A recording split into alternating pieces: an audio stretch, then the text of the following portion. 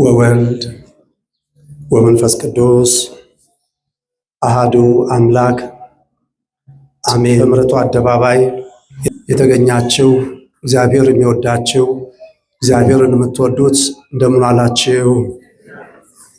እንደምን ቆያችሁ? እንደምን አረፈዳችሁ? የአምላካችን የፈጣሪያችን የእግዚአብሔር ስም በፍጥረታት ሁሉ አንደበት ከአጽናፍ እስከ አጽናፍ የተመሰገነ ይሁን። ሰው የለኝም በዮሐንስ ወንጌል ምዕራፍ 5 ቁጥር 7 ላይ ያለ የእግዚአብሔር ቃል። ከዚህም በኋላ የአይሁድ በዓል ነበረ። ኢየሱስም ወደ ኢየሩሳሌም መጣ። በኢየሩሳሌም በበጎች በር አጠገብ በዕብራይስጥ ቤተ ሳይዳ የምትባል አንዲት መጠመቂያ ነበረች። 5 መመላለሻ ነበረባት። በእነዚህም ውስጥ የውሃውን መንቀሳቀስ እየጠበቁ በሽተኞች፣ ዕውሮችና አንካሶችም ሰውነታቸውም የሰለለ ብዙ ሕዝብ ይተኙ ነበር። አንዳንድ ጊዜም የጌታ መልአክ ወደ መጠመቂያይቱ ወርዶ ውሃውን ያናውጽ ነበር። እንግዲህ ከውሃው መናወጽ በኋላ በመጀመሪያ የገባ ከማናቸውም ካለበት ጤናማ ይሆን ነበር ይላል። የቃሉ መነሻ የሚሆነው እንደ እግዚአብሔር ቅዱስ ፈቃድ የምንማማርበት ሰው የለኝም የሚለው ነው። ምናልባት ሰው ለሌላቸው በውል ካጤነው ሰው ሆኖ የመጣው አምላካችን ሰው የለኝም የሚል ምክንያት በማቅረብ ከመዳን ወደኋላ እንዳንል ቅዱስ ቃሉም እንደሚለን የመጀመሪያው ጌታችን የአይሁድ ፋሲካ ትልቁ በዓላቸው በጣም ትኩረት የሚሰጡት ከምንም በላይ የመጀመሪያ ደረጃ የሚሰጡት በዓላቸው። በዚህ በመጽሐፍ ቅዱስ ጌታችን 4 ጊዜ ያህል የፋሲካን በዓል አክብሯል። በዚህ በሉቃስ ወንጌል ምዕራፍ 2 ላይ በ12 ዓመቱ የመጀመሪያውን የምናየው እናቱ እመብርሃን ቅድስተ ቅዱሳን ድንግል ማርያም ጠፍቶ አታው ቤተ መቅደስ የተገኘበት፣ እሷም በየዘመዶች ጋር እየሄደች ጌታን አይታችሁታል ወይ? ክርስቶስን ባጣችሁ ጊዜ ያልነበረበት ጊዜ ባይኖርም ከዚያም በኋላ ራሱን የቻለ ሰፊ ታሪክ አለው። ይሄኛው የፋሲካን በዓል በሚያከብሩበት ጊዜ ጌታችን ሄደው ወደ ቤተ ሳይዳ ሁለቱ ልዩነት አለ። ይሄኛው ያኛው ገሊላ ነው። ገሊላ አሳ አጥማጆች ያሉበት እነ ቅዱስ ፊልጶስ ሁለት ወንድማማቾች አሳ ያጠምዱ የነበሩትና እነ ቅዱስ ፊልጶስ የነበሩበት ቦታ ላይ ነው። ይሄኛው ደግሞ ቤተ ሳዳ የፈውስ ቦታ፣ ምናልባት በግሪኩም ትርጉም አለው። በግሪኩ ራሱን የቻለ ቃል ትርጉም አለው። አንድም ቤተዛታ ይሉታል፣ እንደገና ደግሞ ቅልምጥራ ይሉታል። የቃሉን አሰካክ የቃሉን ምናልባት አደረጃጀት የግሪኩ ቋንቋ ወደኛ ሲመጣ ቃሉን መንጠብቀን ለመናገር እንደ ራሳችን ተርጉመን ለመነጋገር ያህል እንጂ ይሄኛው ቤተ ሳዳ የፈውስ ቦታ ወይም ደግሞ የጸጋ የምሕረት ቦታ እንደሆነ ቅዱስ መጽሐፍ ይነግረናል። ብዙ ሕዝብ ይተኙ ነበር ይላል በዮሐንስ ወንጌል ምዕራፍ 5 ቁጥር 3 ላይ። እዚያ ቦታ ላይ የፈውስ ቦታው ላይ ጠበል ያለበት ቦታ ላይ ብዙ ሕዝብ ይተኙ ነበር። ነገር ግን በብሉይ ኪዳን ከነሱ መካከል ዕለተ ሰንበት ቅዳሜን እየጠበቁ ከዚያ ከነበሩት መካከል የፈውስ ተሳታፊ የሚሆነው አንድ ሰው ነው። ለዚያው መጀመሪያ ይገባል። አያምጣውና አሁን በአዲስ ኪዳን ቢሆን አንደኛ ለመሆን ወይም የመጀመሪያ ለመሆን የምንከፍለው ዋጋ ምን ይመስላል? አሁን እንኳን እንዲሁ ረዥም ሰዓት ቆመው ወገባቸው እየተንቀጠቀጠ የጠበቁ ሰዎች እያሉ ቀድመን የምንመጣ ብዙዎች ነን። በአዲስ ኪዳንም ፈውሱ የመጀመሪያው ሰው ነው የሚድነው ብንባል ከፈውሱ ይልቅ ብዙ ጉዳት ይመጣ ነበር። እኔነት የቀደመበት ጊዜ እየሆነ ስለመጣ አሁን በጣም ብዙ ከነበሩት ሰዎች መካከል 38 ዓመት ሙሉ በአልጋ ቁራኛ በደዌ ዳኛ ተይዞ የነበረው ይህ መጻጉዕ ማለት በሽተኛ ማለት ነው። 38 ዓመት ሙሉ እዚያ ጠበሉ ጋር ተኝቷል። የሚገርመው ምናልባት የ20 ዓመት ወጣት ሆኖ እዛ ከመጣ 38 ዓመት ስንጨምርበት 58 ዓመት ይሆናል። 58 ዓመቱን የ58ኛ ዓመት ልደቱን ያከበረው እዚያ ጠበሉ ጋር ነው። 38 ዓመት ሙሉ ተኝቷል። ጌታችን ሲወለድ እሱ ቤተ ሳዳ ነው። እዚያ የፈውስ ቦታ ላይ ተኝቷል። ጌታችን በኢየሩሳሌም እየዞረ ሲያስተምር መጽሐፉም እንደሚነግረን ጌታ ወደዚህ ዓለም በመጣ ጊዜ ወደዚህ ዓለም ሲመጣ ሰው ሁሉ በሥጋም በነፍስም ደዌ ተይዞ ነበር። በሉቃስ ወንጌል ምዕራፍ 4 ቁጥር 17 ላይ የጌታ መንፈስ በእኔ ላይ ነው፣ ለድሆች ወንጌልን ሰብክ ዘንድ ቀብቶኛል፣ ለታሰሩት መፈታትን ለድሆችም እሰብክ ዘንድ መጥቻለሁ ይላል። በሌላም ቦታ እንዲሁ ቅዱስ ማቴዎስ በማቴዎስ ወንጌል ምዕራፍ 4 ቁጥር 23 ላይ ኢየሱስም በምኩራቦቻቸው እያስተማረ የመንግሥትን ወንጌል እየሰበከ በሕዝቡ ያለውን ደዌ ሕማምን ሁሉ እየፈወሰ በገሊላ ይዞር ነበር ይላል። በዚህ ጊዜ ነው ይህን እያደረገ ሲዞር ነው 38 ዓመት ሙሉ የተኛውን ያን መጻጉዕ ያገኘው። ይሄ ሰው በዚያ ቆይታው በጣም ረዥም ጊዜ በዚያ ቦታ ሲያሳልፍ የሚድንበት ቦታ ላይ ሆኖ ያቺን ቦታ እያየ ከሱ ኋላ የመጡት እየተፈወሱ እየዳኑ ሲሄዱ ሰዎችን እያጀበ የእሱ የፈውስ ቀን ግን ዘግይቶበት በዘገየ ተስፋ ባልተመለሰ ጸሎት እየቆዘመ ሲጠብቅ ጌታ መጣ።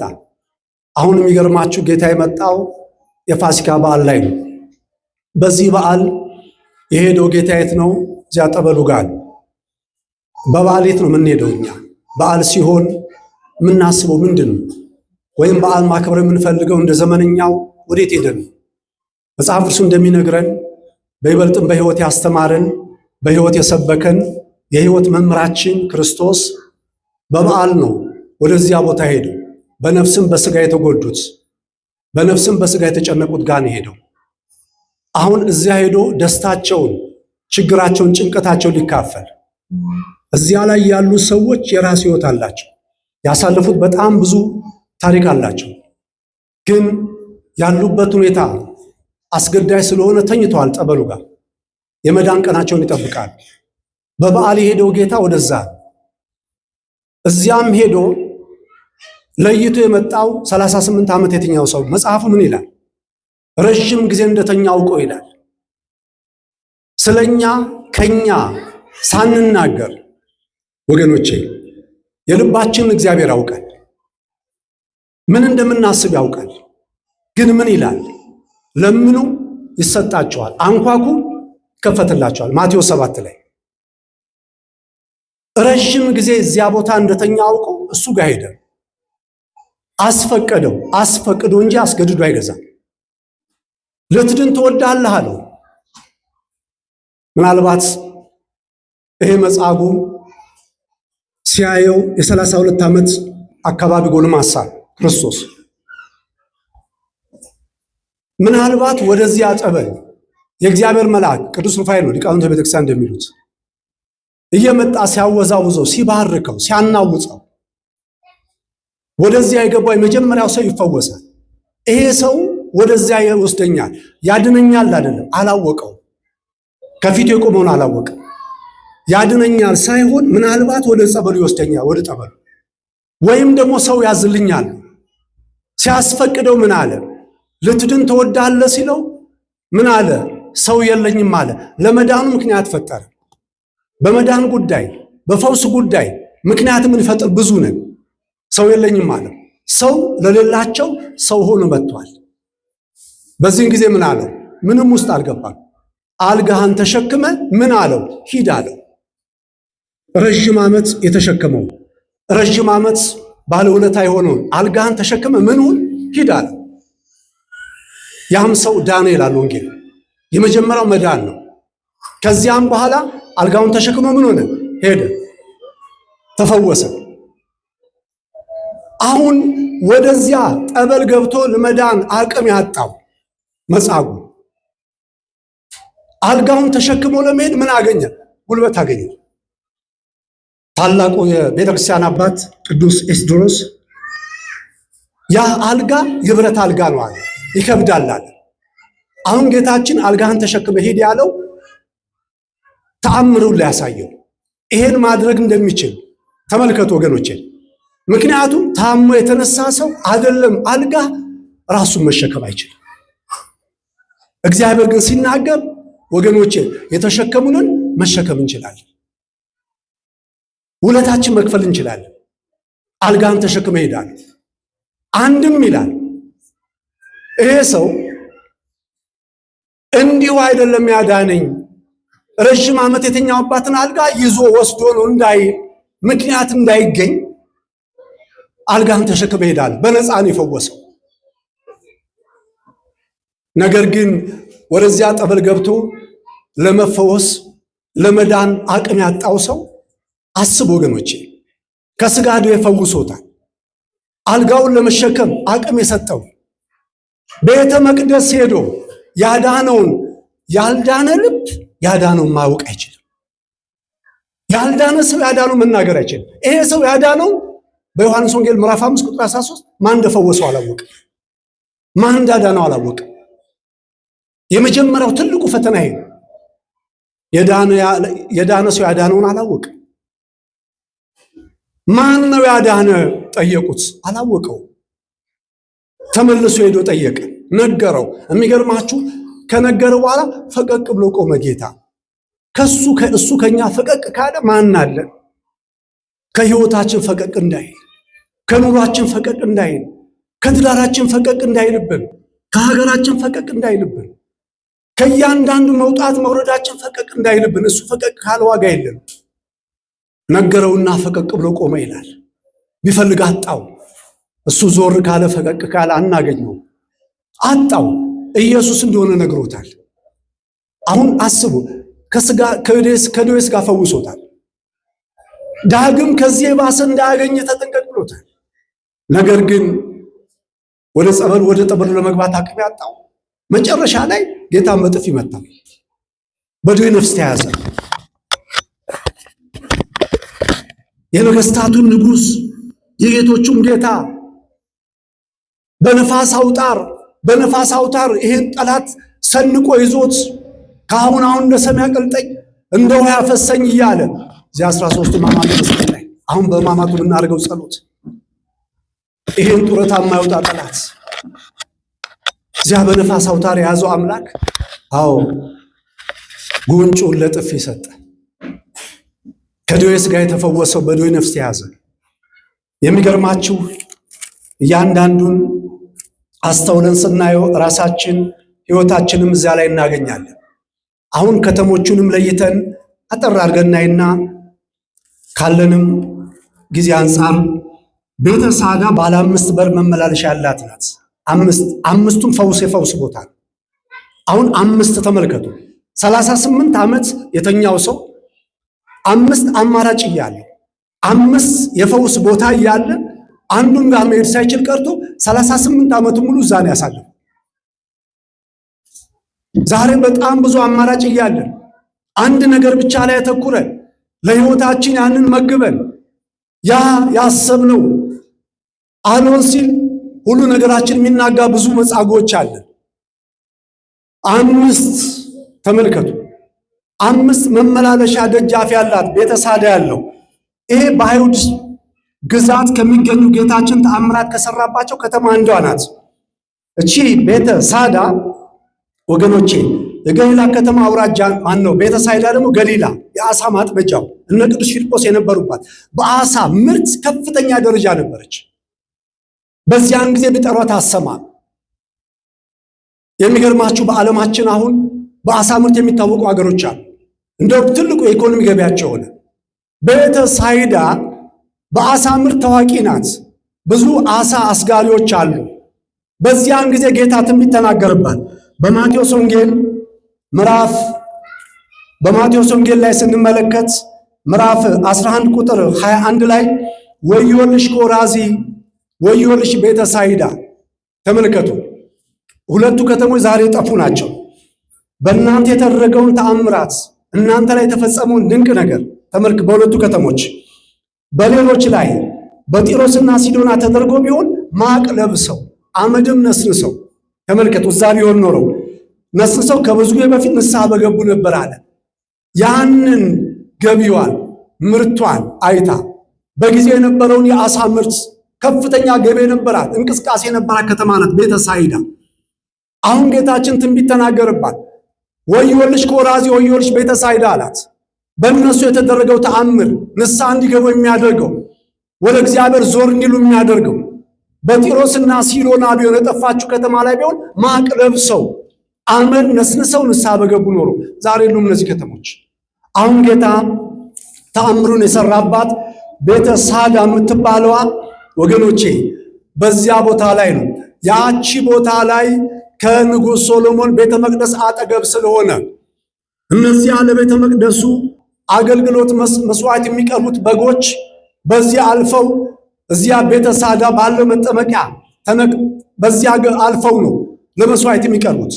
የንጉሥ ሶሎሞን ቤተ መቅደስ ያለበት ቦታ ስለሆነ የበጎች በር መግቢያ ይላል። አሁን የበጎች በር መግቢያ የተለየ ነው። የሰዎችን መግቢያ የተለየ ነው። ተመልከቱ። አሁን ሰው የሚገባበትና በጎቹ የሚገቡበት ይለያያል። ዛሬ እኮ በዘመነው ጊዜ ለቤተክርስቲያን የምንሰጠው ክብር ይሄን አድርጎ ይሄን አታድርጉ ስንባል መለኮታዊ ቃል መሆኑን ረስተን ከድፍረት ኃጢአት ጠብቀኝ ብለን ሰው ከእንስሳዊ ባህሪ መለየት አለበት። እዚህ በአንድ መጽሐፍ ቅዱስ ክፍል ላይ ህዝቡ በዛ፣ እስራኤላውያን ለውጊያ ሲጠሩ ወደ 32,000 ሆኑ። እግዚአብሔር ምን አለ? ቀንስ አለ። እንዴት ላድርግ? የሐሮድ ምንጭ ውሰዳቸው አለ። ይጠጡ አለው። አጎንብሰው እንደ እንስሳ የሚጠጡትን አልፈልግም አለ። አልፈልግም አለ። የሚገርማችሁ በቁጥር 300 ይሆናሉ። እንደዚያ እየጨለፉ የጠጡት፣ ሌሎቹ እንደ ውሻ እንደሚጠጣ፣ እነሱን አልፈልግም አለ። ባህሪያቸውን የለወጡትን እንደ እንስሳ የሆኑትን አልፈልግም። በእነዚህ በ300 ድል የእግዚአብሔር ስለሆነ አስቡ። አሁን ዘመኑን ስናየው ዘመኑን ስንመለከት የሰው አኗኗር መሰልጠን ሳይሆን መሰይጠን ሆኖ እዚህ ቦታ ለመናገር የሚከብድ ነው የምናየው። መለየት አለብን። አሁን የበጎቹ መግቢያ በር እና የሰዎቹ ይለያያል። በመቀጠልም እዚያ ቦታ ላይ ወገኖቼ፣ በዚያ ቦታ ላይ ሰዎች የሚመላለሱበት ለፈውስ የሚመጡበት ደረጃው ላይ ሰዎች ተኝተዋል። ሰው እንዴት ለፈውስ ይምጣ? 38 ዓመት የጠበቀው ሰው እዛ ጓደኛ አይደለም፣ ዘመድ አይደለም ያለው ምንድን ነው? ሰው የለኝም ነው ያለው። ምን የለኝም? ሰው የለኝም፣ ጓደኛ የለኝም አይደለም፣ ቤተሰብ የለኝም አይደለም። እዚህ መዝሙር 26 ላይ ቅዱስ ዳዊት ምን አለ? አባት እናቴ ትተውኛል አለ። አባትም እናትም ቢጨክኑበት ዘመን ይመጣል። እናት የልጇን ጩኸት የማሰማበት ሰዓት ይመጣል። ወንጌሉ ምን አለ? ወዮላቸው ለነፍሰ ጡሮች አለ። ነፍሰ ጡር ሲባል የተፈጥሮን ሕግ ጠብቀው ወገኖቼ፣ የተፈጥሮን ሕግ ጠብቀው ላሉት አይደለም፣ ነገር ላረገዙት። ወዮላቸው ለሚያጠቡ አለ። ነገር ለሚያጠቡ፣ ቂም ለሚያጠቡ፣ እሱ እንዲህ ካላረኩ እሷ እንዲህ ካላረኩ እያሉ ቂመኞች፣ የትንቢቱ ፍጻሜ በደረሰ ጊዜ፣ ጊዜው በመጣ ጊዜ ወዮላቸው አለ። አሁን እዚያ ቦታ ላይ ተኝተው ሰው እንዴት ይፈውስ? ይህም ሰው የሚድንበትን እያየ 38 ዓመት ሙሉ የእግዚአብሔር መልአክ መጥቶ ሲያናውፀው ሲባርከው አይኑ እያየ ሁሉን እያጀበ እንግዲህ አስቡ። እሱ ተኝቷል። ጌታም ሳይሆን ምን ሆኗል? ተኝቷል። ዛሬ ጌታ ሳይን በመኝታ ነው የተኛ ነው። ኤፌሶን 5:14 ላይ አንተ የምትተኛ ንቃ ይላል፣ ከሙታንም ተነሳ ክርስቶስ ያበራልሃል። በምን መኝታ ይተኙተኝ ይሆን? በሐሜት መኝታንን፣ በዝሙት መኝታንን፣ በትዕቢት መኝታንን፣ በዘረኝነት መኝታንን፣ በምንድን ነው ያለው? ይሄን ልናስተውል ያስፈልጋል። እንደገናም ከ38 ዓመት ጊዜ ጀምሮ ያሳለፈው ጊዜ አስቡ። ቅድም እንዳልኳችሁ 20 ዓመት ሊሆን ይችላል ሲመጣ፣ ምናልባት 18 ዓመት ተይቷል። አንድ ላይ 58 ነው። 38 ዓመት የወጣትነት ጊዜውን የጨረሰው እዛ ነው፣ እዚያ ላይ ነው። 38 ዓመት አዎ፣ የሚወልድበት አግብቶ የሚነግድበት የሚያተርፍበት የሚወጣ የሚወርድበትን ጊዜ ጠበሉ ጋር አሳልፏል። 38 ዓመት 38 ዓመት ጌታ ተወልዷል። ቤተልሔም የሚደረገውን አላየም፣ አልሰማም። በዚያ ሲፈጸም የነበረውን አላወቅም። እሱ ግን ተኝቷል። እንደገናም ጌታችን መጥቶ በዮሐንስ ወንጌል ምዕራፍ 5:6 ላይ ምን አለው? ፍቃድ ጠየቀው፣ አስፈቀደው። የኛ ጌታ የነጻነት አምላክ በነጻነታችን አይገባም። በሕይወታችን አትጠራጠሩ፣ ያስፈቅደናል። ብዙዎቻችን ላይ ያለን የአዲስ ኪዳን ክርስቲያኖች እውነቴን ነው የምላችሁ በውል ስናጤነው እድለኞች ነን። ፍቃድ ጠየቀው። ምን አለው? ልትድን ትወዳለህ አለው። ላድን መጣሁ አላለም። ዛሬ የታገቱ ሰዎችን ነፃ ሊያወጡ የሚሄዱ በመሳሪያ የታጀቡ ሰዎች ነፃ ላውጣ መጥቻለሁ ይላል።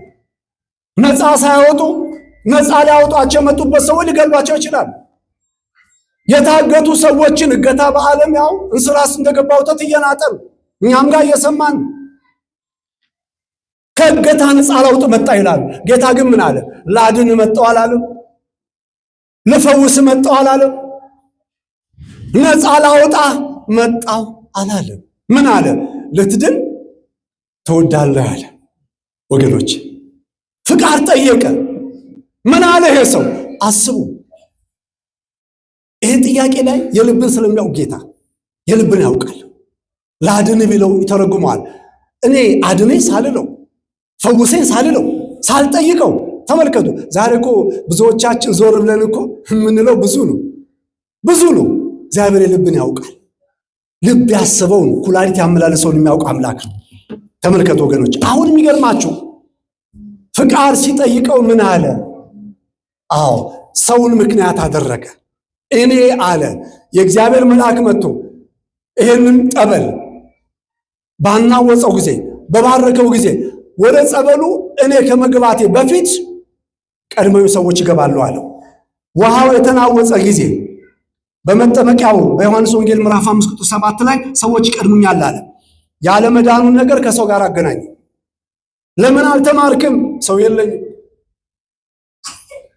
ለምን አላገባሽም? ጊዜው ሰው የለኝም። ለምን አላርክም? ሰው የለኝም።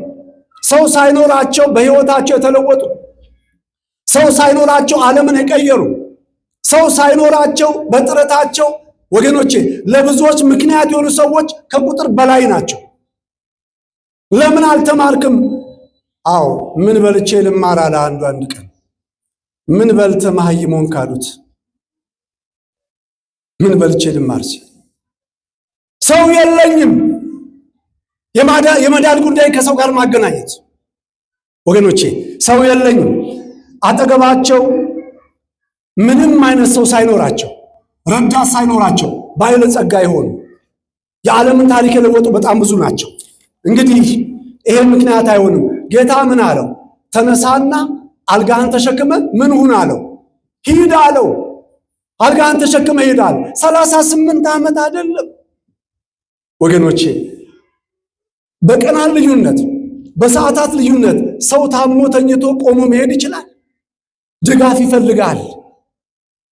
ከጎኑም ይዘው ይፈልጋል። ተመልከቱ። ጌታ ግን ምን አለው?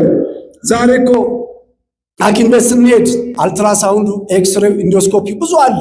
የሰዎችን ውስጥ ለማወቅ በሕክምናም እግዚአብሔር እጁ አለ። መጽሐፍ ቅዱስን በውል ስናጤን ከብሉይ ኪዳን ጀምሮ አሁን ያ በብሉይ ኪዳን የነበሩ ቅጠላ ቅጠሎች መጽሐፍ ቅዱሱ ላይ እናያለን። በነቢያቱ ዘመን ኪኒን የሆነው ዛሬ ትውልዱ በቴክኖሎጂ ተራቆ በዚያም እግዚአብሔር እጅ አለ። ካላምንበት መዳን የለም። አይተናል ወገኖች።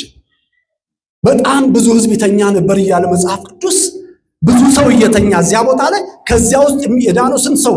አንድ ሰው። ዛሬም ይሄ ነው።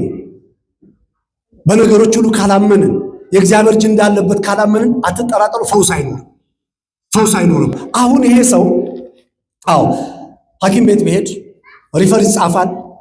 የጭንቅላት ከአንገት በላይ ይባላል፣ ከአንገት በታች ይባላል፣ ምርመራ ይደረጋል፣ ደም ይወሰዳል፣ ብዙ ነገር። ጌታ ግን ምን አለ? አልጋህን ተሸክመህ ምን ሁን ይላል። አልጋህን ተሸክመህ ሄዳል። ወደ እሱ መተን አፍረን አናውቅ። ዓለም የምትቸገርበትን ከዓለም ጥያቄ ውጭ የሆነውን ዓለም የተቸገረችበትን እግዚአብሔር ያያል። ኪሩቤል ላይ ቁጭ ብሎ የውቅያኖስን ጥልቅ ማየት ይችላል። ከሱ የሚደበቅ ምንም የለም። እኛ ለራሳችን ከራሳችን ማናውቀውን እሱ ያውቃል። በመጽሐፍ ቅዱስ ርብቃ ባሏ ጋር ሄዳ ይስሐቅ ልጅ ስጠኝ ስትለው እኔ በእግዚአብሔር ቦታ ነኝ፣ በእግዚአብሔር ቦታ ነኝ አላት። የሚገርማችሁ ወደ እግዚአብሔር ሄደ። የእሷንም ጸሎት ሚስት ለባል ባል ለሚስት መጸለይ ይችላል። እግዚአብሔር ይሰማል። ወገኖቼ ሄደና እባክህ ለትዳር ጓደኛዬ ለሚስቴ ሚስትን ያገኘ በረከት አገኘ። ምሳሌ 18:21 እባክህ የልጅ አሁን እንደው የአብራኳን ክፋይ ይስጣታል። እግዚአብሔር ሰማትና ወገኖቼ አረገዘች። ሄዳ እግዚአብሔርን ጠየቀችው። ስለ ራሷ በማኅፀን ውስጥ 2 ልጆች አሉ አላት። አታውቅም እሷ ስለ እኛ አናውቅም፣ እግዚአብሔር ነው የሚያውቀው። ታላቁ ልጅሽ ለታናሹ ልጅሽ ይገዛል ተባለላት። በውስጣችሁ ያሉትን ጠይቁት፣ እግዚአብሔር ጋር ነውና። በመንደራችሁ ያለውን ጠይቁት፣ በምታስቡት ያለውን ጠይቁት። ከኛ የተደበቀውን ማወቅ ይችላል እግዚአብሔር። ዛሬ ዓለም በሕክምናው ረገድ የማታገኘውን በጣም ብዙ ምርምር ተደርጎበት መጨረሻ ላይ በቃ እድሜዋ ብዙ አይደለም፣ የሚፈልገውን ይብላ፣ ቤቱ ሰዱት ይላል ሐኪም ሲያቅተው። ጌታ ግን እንደዚህ አይልም። አልጋህን ተሸክመህ ተነስና ሂድ አለው። 38 ዓመት ሙሉ ያቺ ባለውለታ የሆነችውን አልጋ ይሄ ሰው አልጋውን ተሸክሞ ሲሄድ ከመደሰት ይልቅ አይሁዳውያን አንጎራጎር። እኔ ይገርመኛል። በጊዜው እነሱ ቦታ ይዘዋል። እኔ እግዚአብሔር የሌለበት ነገር ያስፈራል። ስልጣኑም እግዚአብሔር ከሌለበት ያስፈራል። ሀብቱም እግዚአብሔር ከሌለበት ያስፈራል። ትዳሩም እግዚአብሔር ከሌለበት ያስፈራል። እግዚአብሔር የሌለበት ነገር ያስፈራል። በሕይወታችሁ እግዚአብሔር እንዳለ ጠይቁ። አትጠራጠሩ። እግዚአብሔር ከኛ ጋር ከሆነ ተስፈኞች ነው። ተስፋ አለ። ይሄ ጡረታ የማይወጣው ጠላት ዲያብሎስ ደግሞ ተስፋችንን መከርከር የሚወድ ይሄ የዝሆን አዳኞች ዝሆን የሚደገፍበትን ግንድ ዝሆንን ለመጣል ምን ያደርጋሉ?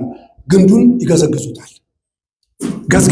ገዝግዘው ግንዱን ልክ መውደቅ ጫፍ ላይ ሲደርስ ትተውት ይሄዳሉ። አገር ሰላም ብሎ ይመጣል። ዝሆኑ ደገፍ ሲል ይወድቃል። ዲያብሎስን መጀመሪያ ተስፋችን የሚገዘግዘው ዲያብሎስን መጀመሪያ ተስፋ የምናደርገውን ነገር የሚገዘግዘው ያለ ምግብ 3 ቀን መቆየት ይቻል ይሆናል። ማነው 7 ቀን ያለ ውሃ 3 ቀን ይቻል ይሆናል። እንደው በጣም ጥናት ተደርጎ ያለ አየር ደቂቃዎች፣ ያለ ተስፋ ግን አንችልም። ክርስቲያን ያለ ተስፋ መቆየት አይችልም። ለዚህ ሁሉ በልማድ ክርስቲያን ተስፋ አይቆርጥም እንለው። ይሄ ሰው 38 ዓመት የተኛበትን አልጋ ተሸክምና ምን በል ሂድ አለው። 38 ዓመት ተሸክመዋለች ያቺ አልጋ። 38 አይደለም በእድሜ ዘመናችን የተሸከሙን ቤተሰቦች ከቤተሰቡ ወደ ህብረተሰብ ስንሸጋገር ተሸክመናቸዋል። ዲግሪውን ስንይዝ፣ ባችለሩን፣ ማስትሬቱን፣ ፒኤችዲውን ስንይዝ የሆነ አፓርታማውን ሳንቲም ነው የምንልከው ወይስ የቀኝ ጥቁሩና ጭስ ጨሶባት ያሳደገች እናትን አብረን ያለ ነው? የተሸከሙን እየተሸከምን ነው። 38 ዓመት የተሸከመችን አልጋ እንዳጥላት ተሸክመ ሂድ አለው። ሀገራችን ተሸክመናታል። እሷ ተሸክማን ነበር። በሁሉ ነገር ተጠያቂ ናት። በስነ ጽሁፉ፣ በስነ ህንፃው፣ በሁሉ ነገር ላሊበላ ታላቁ መቅደስ የኛ እንደዚህ መሆን አዩና ግሪኮች እኛንን የሰራ ነው አሉ። አንድ እንትን ላይ ሰማሁት ላሊበላ። ግን የሚገርማችሁ ግሪክ ላሊበላን የሚመስል ግን ግሪክ ውስጥ የለም።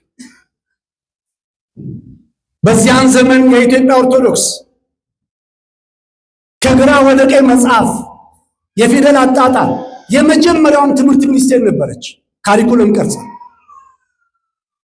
ዛሬም እና የአክሱም ሐውልት የመርጦ ለማርያም አሸራውን ሄዳችሁት ያንን ታላቁን ቤተ መቅደስ ይሁት የላሊበላ አክሱም እኮ ከኢትዮጵያ ወደ ጣሊያን ሲሄድ አሁን የተመለሰው 2 ቦታ ነበር የቆረጡት በዘመኑ። ሲመልሱት ግን 3 ቦታ። ሲመለስ እሱን ሊችል የሚችል ነገር ጠፋ። ሲሄድ ግን 2 ቦታ ነው የቆረጡት። ሮማ አደባባይ አቆሞት የነበሩ ሐውልቱን መልሰውልናል። እግዚአብሔር ይመስገን። ወስደው ሀገራቸው ተክለው የነበሩን ሐውልት መልሰውልናል። ግን እነሱ እዚህ የተከሉትን ሐውልት ለምን አይወስዱልን? የዝሙት ሐውልት ከየት ነው የመጣው? ከጣሊያን አይደል? ይሄን ሐውልት ለምን አይወስዱልን? ዛሬም ቦቃቅላ እህቶቻችን ሕፃን ልጅ ዘለው የማይደርስበት ቀሚስ አድርገው ባዝሊን ተለቅልቀው አስፋልት ላይ ከየት የመጣ ነው ይሄ ሐውልት? የዝሙት ሐውልት። የእኛን ሐውልት ከተከሉበት ነቅለው አመጡልን። እዚህ የተከሉትን የዝሙት ሐውልት ይውሰዱልን። የትላንቱ ይሻላል። ቅዱስ ኤርምያስ ለዚህ ነው ሰቆቃ ኤርምያስ ምዕራፍ 5 ቁጥር 23 ዘመናችን እንደ ቀድሞ አድስልን ያለው። ያ ዘመን ይሻላል። ያ ዘመን የተለየ ነው።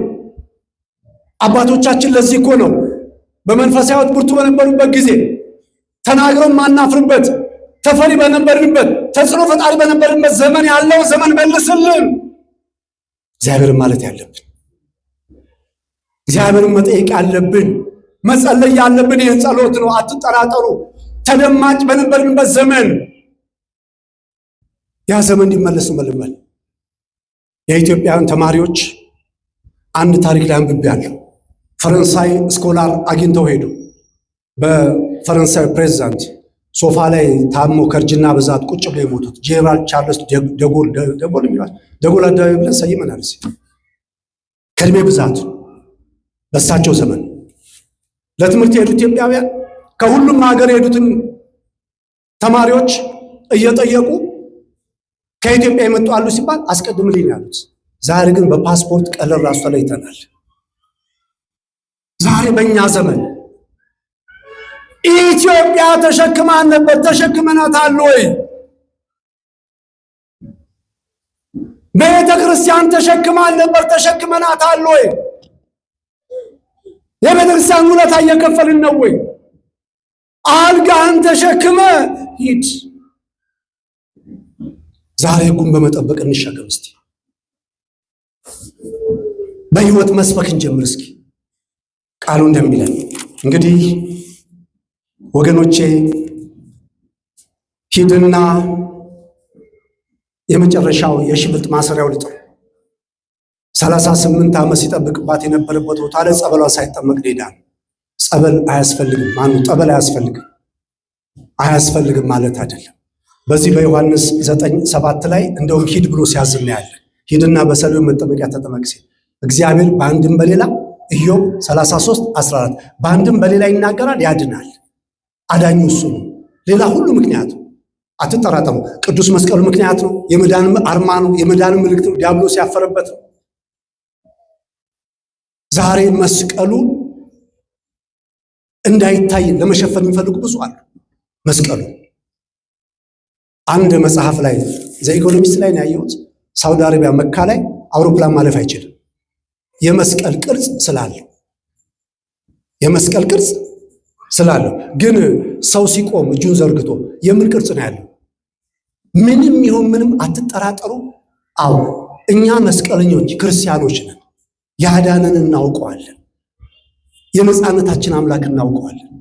ስለዚህ ምክንያተኛው ንጹሕ ያደረገው ሰው የለኝም አንበል። በሕይወታችን ጣውረድ ላይ ሁሉ እግዚአብሔር ስለሚቀድም በነገሮች አዎ ልትድን ትወዳለህን ሲለው ምን አለ? ሰው የለኝም። ሰው ለሌላቸው ሰው የመጣ አምላክ ታሪካችን ይለውጥልን፣ የሰማነውን በልቦናችን ያሳድርልን። ስብሐት ለእግዚአብሔር። ማርያም ድንግል ወላዲተ አምላክ ሞገሰ መስቀሉ ሀብተ ረድኤቱ ለእግዚእነ አምላክነ ወመድኃኒነ ኢየሱስ ክርስቶስ ወትረ ይራቅ እምኔ ወምነ ኩልክሙ እስከ ለዓለም እግዚኦ መሐረነ ክርስቶስ እግዚኦ መሐረነ ክርስቶስ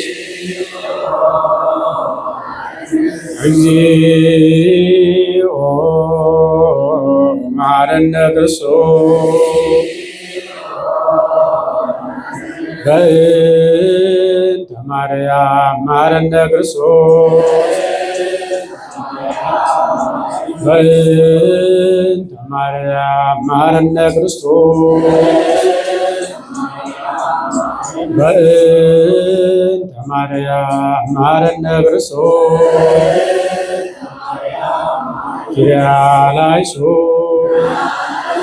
ኪርያላይሶን ኪርያላይሶን ኦ አምላክ ኦ አምላክ ኦ አምላክ ኦ ክርስቶስ ኦ ክርስቶስ ኦ ክርስቶስ ያድነነ እመቱ ይሰውረነ በምሕረቱ በእንተ ማርያም ወላዲቱ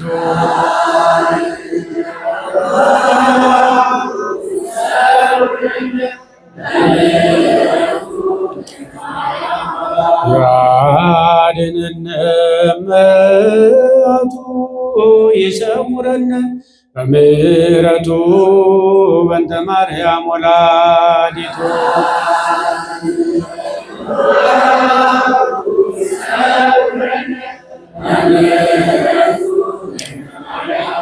ያድነነ እመቱ ይሰውረነ በምሕረቱ በእንተ ማርያም ወላዲቱ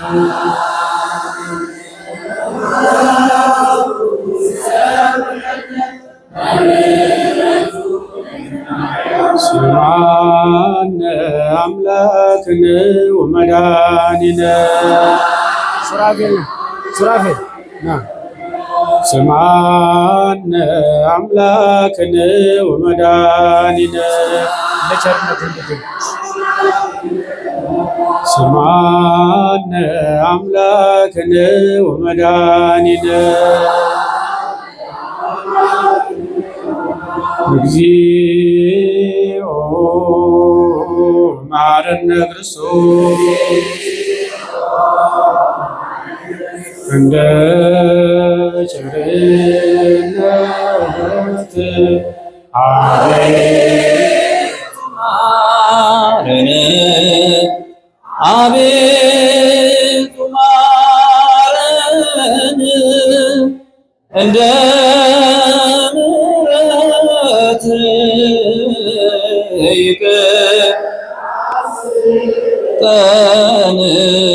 ይቅርታን ስጠን ከኃጢአቴ ማንጻኝ ከክፉ በደሌ ከክፉ በደሌ ለዚያች ክፉ ኃጢአት እንዳልሆን አጥሎ እንዳልሆና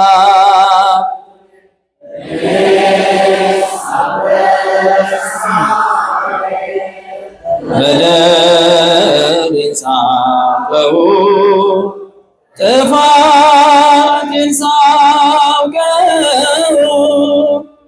ከቶ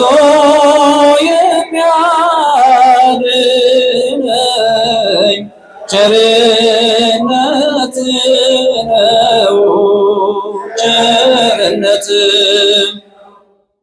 አንተን ብቻ በደል ክፉ ማደረግው ክፉ ማደረግው አሁን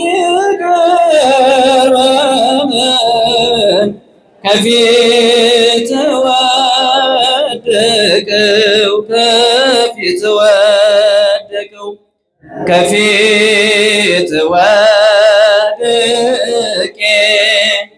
ስለምን አንተን ስማጸን አንተን መውደቄን ተመልከት አምላከ ሰላም አሁን ትባርክ ዘንድ ጉባኤያችንን ምህላችንን ጌታ ሆይ ላክልን ቅዱስን ድንግል ማርያም አሁን ትጠብቅ ዘንድ ሀገራችንን ኢትዮጵያን ጌታ ሆይ ላክልን ቅዱስ ሚካኤልን ቅዱስ ገብርኤልን። እግዚኦ እግዚኦ ብለን ያቀረብነውን ጸሎታችንን ምህላችንን ሁሉ ተቀበልልን። ይቅር ባይነት የቸርነት ይደረግልን። ቅድስት ቤተክርስቲያናችን ተዋሕዶ ሃይማኖታችንን ከፈተና አሰውርልን። ምእመናንን ሕዝበ ክርስቲያኑን በሩቁም በቅርቡም ሆነው የሚማጸኑትን መማጸናቸውን የሚያቀርቡትን መባቸውን ሁሉ ተቀበልልን። የኃጢአት መደምሰሻ የመንግሥተ ሰማያት መውረሻ አድርግልን። ሱባኤያችንን የስርየት የበረከት አድርግልን። ሱባኤውን በሰላም አስፈጽመን ለብርሃነ ትንሣኤህም በሰላም አድርሰን ሀገራችንን ጽኑ ሰላም ሰጥልን። ሀገሩን ከመቅሰፍት ሕዝቡንም ከስደት ሰውርልን። በችግር በፈተና ያሉትን ሁሉ በምሕረት በቸርነት ጎብኝልን እያል ቅዱስ ስምን እንዲህ ብለን እንጠራለን። አባታችን ሆይ በሰማያት ስምህ ይቀደስ፣ መንግሥትህ ትምጣ፣ ፈቃድህ በሰማይ እንዲሁም በምድር ትሁን። የዕለት እንጀራችንን ስጠን ዛሬ፣ በደላችንን ይቅር በለን እኛም የበደሉንን ይቅር እንደምንል፣ አቤቱ ወደ ፈተናም አታግባን ከክፉ ሁሉ አድነን። መንግሥት ያንተ ናትና ኃይል፣ ክብር፣ ምስጋና ለዘላለሙ። እመቤታችን ቅድስት ድንግል ማርያም በመልአኩ በቅዱስ ገብርኤል ሰላም እንልሻለን። በሐሳብሽ በሥጋሽም ድንግል ነሽ። አሸናፊ እግዚአብሔር ሰላምታ አንቺ ይገባሻል። ከሴቶች ሁሉ ተለይተሽ አንቺ የተባረክሽ ነሽ። የማኅፀንሽ ፍሬ የተባረከ ነው። ጸጋን የተመላሽ ቅድስት ሆይ ደስ ይበልሽ፣ ሁሉ እግዚአብሔር ከአንቺ ጋር ነውና ከተወደደው ልጅሽ ከጌታችን ከመድኃኒታችን ከኢየሱስ ይቅርታና ምሕረትን ለምኝልን ኃጢአታችንን ያስተሰርይልን። ጌታችን አምላካችን መድኃኒታችን ኢየሱስ ክርስቶስ የካህናት አለቃ ኃጢአትን የሚያስተሰርይ ይቅር ባይ ለአባቶቻችን ለሐዋርያት ስልጣነ ክህነትን የሰጠ ከልጅነት እስከ እውቀት የሰራነውን የተላለፍነውን በደላችንን ይቅር ይበለን። አባቶቼ ካህናት፣ ወንድሞቼ ዲያቆናት፣ ከዚህ የተሰበሰባችሁ ወንዶችም ሴቶችም ከኃጢአት ማሰሪያ የተፈታችሁ ንጹሐን ሁኑ። እኔንም እናንተንም ለመንግሥተ ሰማያት የበቃን የተዘጋጀን ያደርገን ዘንድ እግዚኦ መሐረነ ክርስቶስን ብለን ስራውልን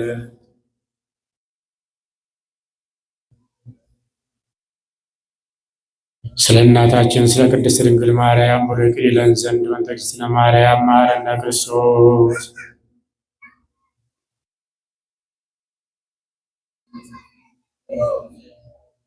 ኦ እግዚእ ኢየሱስ ክርስቶስ ስረይ ኃጢአትየ ወኃጢአተ ኩሉ ሕዝብ ከስናውቅ በድፍረት ሳናውቅ በስህተት የሰራነው የተላለፍነው በደላችንን ይቅር ይበለን። ማሰረ ኃጢአትን እግዚአብሔር ይፍታ።